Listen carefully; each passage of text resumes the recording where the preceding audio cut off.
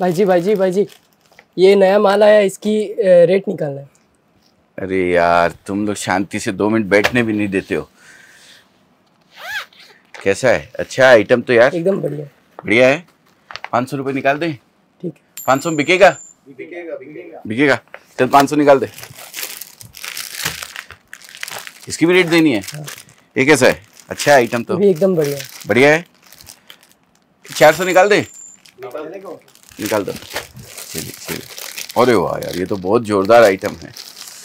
वाह, इसका एक काम करते हैं, इसका 5000 निकाल देते हैं। बिकेगा? बिक जाएगा। 5000 निकाल दो। हाँ, ये भी साड़ी तो अच्छी है यार। चलो इसको 200 रुपये निकाल दो। हे भगवान, ऐसे कोई रेट निकलती है? दोस्तों, अक्सर मैं देखता हूं लोग शकल देख के तिलक लगा देते हैं। ये कोई तरीका नहीं होता है रेट निकालने का। आइटम देखा, हाँ ठीक है यार, अच्छा लग रहा है 500 में। मुनाफा कीजिए, लेकिन मुनाफाखोरी नहीं। नमस्कार दोस्तों, मैं अजय अजमेरा फैशन सूरत से एक बार फिर से आप सभी का स्वागत करता हूं आपके अपने YouTube चैनल अजमेरा फैशन में।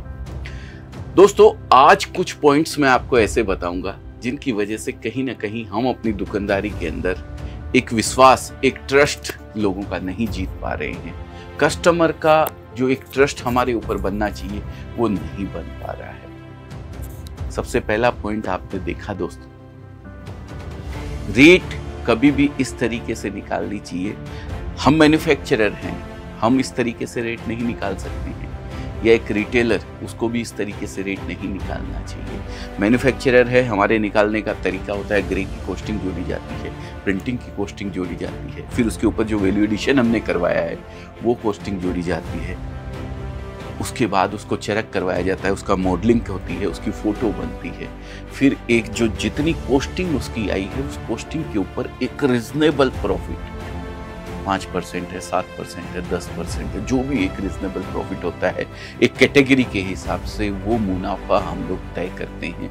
वो मुनाफे से रेट निकल जाती है। सेठ का इन्वॉल्वमेंट ही नहीं रहता है रेट के अंदर, रेट निकालने के अंदर। वो तो जिसने कॉस्टिंग निकाली है वो निकाल के रख दिया। पर यहाँ तो दुकानदार लोग, अरे हाँ इतने में बिक जाएगी, दे दे रेट ये, इतने में बिक जाएगी, हाँ दे दे रेट ये नहीं होना चाहिए दोस्तों। मुनाफा कीजिए, लेकिन मुनाफाखोरी नहीं। फिक्स मुनाफा रखिए। कभी भी आप साड़ी देख के उसके ऊपर मुनाफा, अरे जो चीज आप बेच रहे हैं, क्या मोनोपोली बेच रहे हैं आप उसको? क्या आपके बाजू वाला कोई और नहीं बेच रहा है? दूसरी दुकान में वही चीज 200 में बिकेगी, आपने उसका 300 रुपया रेट निकाल दिया है, क्या आप बदनाम नहीं हो जाएंगे कि यार इनके यहाँ रेट महंगी है? तो कभी भी एक रिजनेबल मुनाफा लीजिए। एक रिजनेबल रेट के अंदर आपको अपना कपड़े को बेचना चाहिए। मैं ये नहीं कहता हूँ नफ़ा नहीं रखना चाहिए, नफ़ा रखना चाहिए, लेकिन नफ़ाखोरी नहीं करनी चाहिए। हमेशा ध्यान रखिए, एक फिक्स प्रॉफिट जो आपको चाहिए, 1000 रुपये की साड़ी है या 10,000 की साड़ी है या 5000 की साड़ी है, एक आपने कैटेगरी बना ली है कि इस कैटेगरी से इस कैटेगरी तक मुझे ये रेट रखनी है, इस कैटेगरी तक, इस कैटेगरी से इस कैटेगरी तक मुझे ये नफ़ा रखना है, बस वो फिक्स हो जाना चाहिए। कभी भी कस्टमर के साथ चीट करिए। कस्टमर भगवान का रूप होता है। अगर उसके साथ आप चीट करते हैं, उसके साथ आप दुर्व्यवहार करते हैं, उसके साथ आप अगर किसी तरीके की गलत नियति के साथ उसको कपड़ा देते हैं, वो कभी भी आपको फलेगा नहीं। कभी भी आपको वो नफा जो है कहीं ना कहीं से आपका निकल ही जाने वाला है। तो दुकानदारी सेट नहीं होने के पीछे बहुत सारे कारण होते हैं, जिनमें से एक कारण ये है, ये हमेशा ध्यान रखिए, जो भी रेट आप निकालें, व्यवस्थित रेट निकालें, तरीके से रेट निकालें।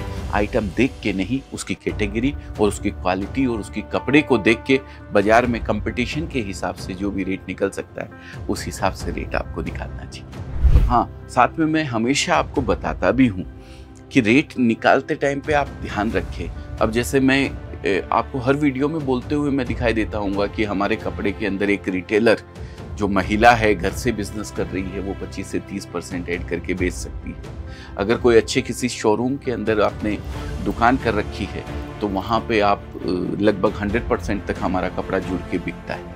तो दोस्तों यही कारण है आपको बताने का कि भाई आप कितना नफा कैसे रखें। देखिए खर्चे आपने पाल रखे हैं तो खर्चों को भी आपको जोड़ना पड़ेगा, नहीं तो कैसे काम होगा, फिर तो नुकसान में आप चले जाएंगे। लेकिन व्यवस्थित तरीके से, आइटम देख के नहीं, साड़ी देख के नहीं कि अरे हाँ यार इतने में बिक जाएगी, ये नहीं होना चाहिए। आपको व्यवस्थित तरीके से अपने एक रेट निकालने हैं कि आप कहाँ पे बैठे हैं, कैसी लोकेशन के अंदर बैठे हैं, आपकी दुकान का खर्चा कितना लगता है, सारी चीजें जोड़ के सब चीज। और सबसे बड़ी बात, कस्टमर को महंगा नहीं मिलना चाहिए। कस्टमर को वो चीज आपसे सस्ते में कोई दूसरा नहीं दे सके, ये चीज का भी ध्यान रखना चाहिए। आपकी गुडविल का, आपकी क्वालिटी का भी उसके ऊपर इंप्रेशन पड़ता है बहुत सारा। आप गलत क्वालिटी नहीं देवें, ये भी चीज आपको देना। जैसे लहंगा है मान लीजिए, अब लहंगे की स्टिच वगैरह, एक स्टिच किसी से करवाते हैं, कोई 1500 रुपए में स्टिच करके देता है, कोई 700 रुपए में करके देता है, कोई 800 में करके देता है। इसके ऊपर डायमंड लगते हैं, कोई 5000 डायमंड लगाता है, कोई 25,000 डायमंड लगाता है। तो जो क्वालिटी है, जिस क्वालिटी का आप दे रहे हैं, उसके हिसाब से आपको रेट निकालनी चाहिए। दूसरी चीज, आपको परचेजिंग करते वक्त ध्यान रखना चाहिए। परचेजिंग करते वक्त आप कपड़ा कहाँ से खरीद रहे हैं, किससे खरीद रहे हैं, ये चीज का आपको सबसे पहले ध्यान रखना चाहिए। अच्छे मन से दिया हुआ कपड़ा, आप अगर किसी से कपड़ा खरीद रहे हैं और वो आपको अच्छे मन से कपड़ा नहीं दे रहा है, दिल से कपड़ा नहीं दे रहा है, घिच घिच करके आप उसके साथ बैठते हैं, बार्गेन करते हैं। हालांकि हमारे यहाँ किसी तरीके की कोई बार्गेन है ही नहीं, कोई सिस्टम नहीं है। पर कई जगह मैं देखता हूँ, आप जो कपड़ा अरे यार ये तो 500 रुपए की है, 420 लगाओ ना इसका, या 480 लगाओ ना, घिच घिच करके कपड़ा खरीदा हुआ कभी भी आपका सही ढंग से नहीं मिल सकता है। ये चीज का खास ख्याल रखिएगा। प्रेम से लीजिए, ऐसी दुकान से ही लीजिए जहाँ पे किसी तरीके की बार्गेन नहीं होती हो, आपको बैठ के रेट के लिए कम से कम बात ना करनी पड़े। ऐसी दुकान से आपको कपड़ा लेना चाहिए जो अच्छे मन से आपको कपड़ा दे और अच्छे ही मन से ले जाके आप उस कपड़े को बेच सके। तो अच्छे मन से आपका ग्राहक उसको पहनेगा भी और सुंदर दिखेगा भी।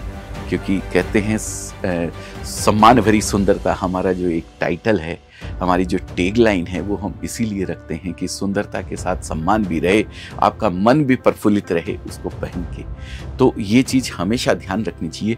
कपड़ा जब भी परचेज करें, जहाँ से भी परचेज करें, एक अच्छे व्यक्तित्व से, एक अच्छे आचरण वाले आदमी के साथ, एक अच्छे ऑरा के अंदर आप जाते हैं तो आपका भी ऑरा जो है पॉजिटिव होता है। आप भी एक अच्छे ऑरा के अंदर अपने आप को देखते हैं, अच्छे लोगों के साथ जुड़ते हैं, तो आगे भी आपको अच्छे लोग मिलते हैं। तो ये चीज़ का भी ध्यान रखें, अच्छे लोगों के साथ व्यवहार करें, अच्छे लोगों के साथ अपने आप को जोड़ें, जिससे कि आपका व्यापार दिन दुगनी और रात चौगुनी तरक्की करे। दोस्तों, तीसरी सबसे जरूरी बात, सबसे जरूरी, कितना भी अच्छा आपने खरीद लिया, कितना भी सस्ता आपने खरीद लिया, कितना भी क्वालिटी वाला टॉप क्लास कपड़ा आपने खरीद लिया,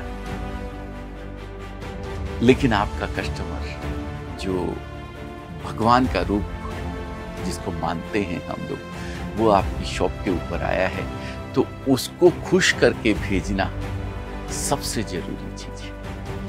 और उसको खुश करने का, मैं ये नहीं कहता हूँ कि 500 वाली चीज़ उसको 300 में दे दो, या 300 वाली 250 में दे दो, 200 में दे दो। मेरे खुश करने का तात्पर्य कतई ये नहीं है। उसकी इज्जत, उसका सम्मान, उसके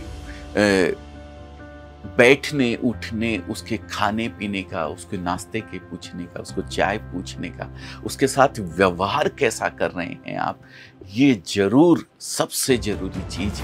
भगवान आपके दर पे चल के आए हैं, कहते हैं श्री राम आए हैं। कौन सा गाना है वो? मेरे घर राम आए हैं। तो ईश्वर खुद चल के ग्राहक का रूप धारण करके आपकी दुकान के ऊपर आता है। पूरा सबसे ज्यादा सर्वोपरि वो है आपके लिए, उससे ज्यादा सर्वोपरि उस समय कुछ नहीं होता है। आप किसी भी काम में लगे हैं, आपको अपने कस्टमर को ध्यान में रखना चाहिए।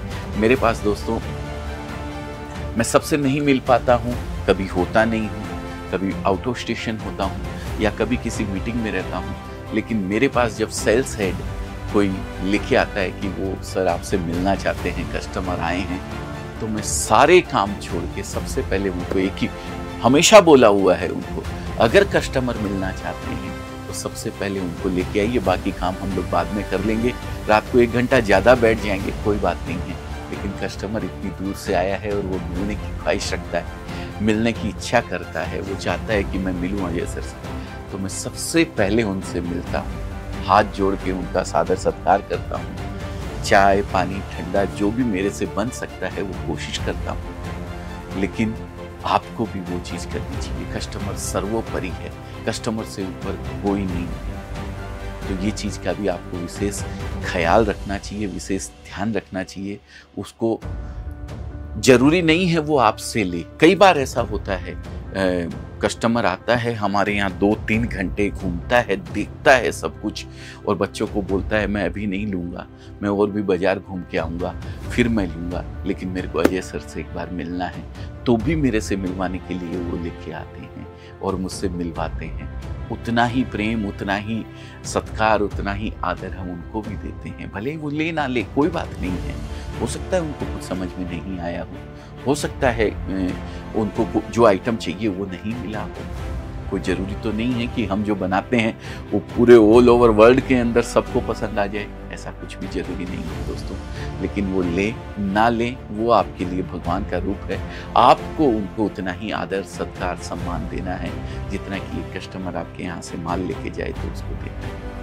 तो बस दोस्तों ये कुछ पॉइंट्स थे जो हम अपने आप पे इम्प्लीमेंट करते हैं और हमें लगा कि आप भी अपनी दुकानदारी के अंदर अगर इनको इम्प्लीमेंट करते हैं तो कहीं ना कहीं आपका बिजनेस ग्रोथ करेगा, आपका व्यापार बढ़ेगा। तो बहुत बहुत धन्यवाद आप सभी का। सुबह सुबह की इस मंगल बेला के अंदर कुछ पॉइंट्स मैंने आपको बताए हैं, उम्मीद करता हूं आप भी इनको इम्प्लीमेंट करेंगे और अच्छे लगे हों तो शेयर ज़रूर कीजिएगा और सब्सक्राइब कर दीजिएगा चैनल को अगर पहली बार देख रहे हैं तो बेल आइकन दबाने के साथ में, जिससे इस तरीके के वीडियोज़ आपको रेगुलर मिलते रहें। बहुत बहुत धन्यवाद, आपका दिन शुभ हो, मंगलमय हो, ऐसी हमारी प्रभु से कामना है। जय हिंद, जय भारत।